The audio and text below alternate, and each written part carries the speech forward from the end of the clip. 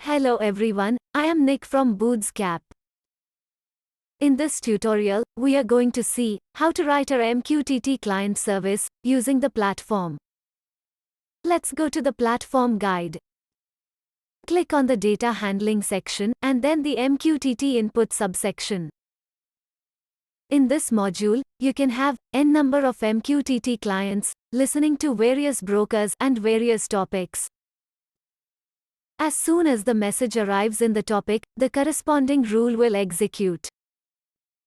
Let's go and quickly create our MQTT service. And what we are going to do today is, we will listen on a topic called bootstrap/sensor/light1. And if the value is greater than 1000, then we are going to on a relay, which is listening on the topic bootstrap/myhome/relay1. If the value is less than or equal to 1000, then the control will be off. Let's now go to the platform. Go to the rules engine and select the MQTT rules and add a new rule. I am naming this rule as My Garden Light and creating it as a distributed service with one instance and starting at boot to know. Let's use one of the public free broker, HiveMQ, which is available on the internet. Copy the broker domain name. And port 1883 is the default port for MQTT. If you want a most secure MQTT server, then username, password, and client ID is required. I am going to say client ID as my service. And clean session is yes.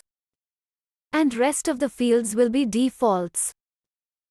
If your broker is SSL enabled, you could enable the SSL and specify the SSL path, password, and trust store path and password. For this tutorial, I am not enabling the SSL. Now I am going to add the topics. In this example, it's going to be listening on topic bootstrap/sensor/light1. And quality of service, I am going to say 2 and save the changes. Now, let's copy this code and paste it in the My Garden Light rule. Save it and start the instance. Next, let us open a browser client and connect to the service. I am going to publish the same topic, bootstrap/sensor/light1. With the quality of service 2. Then I am going to subscribe to the topic called bootstrap/myhome/relay1. Typically speaking, this is how your IoT light sensor will be configured. One sensor will listen to your ambient light. In the evening, if you want to turn on your garden light, the light sensor will send a message of value 1001. Let's publish it and check it. We can see that the control is on and this is the topic the sensor is listening to. I am going to reduce the value to 567.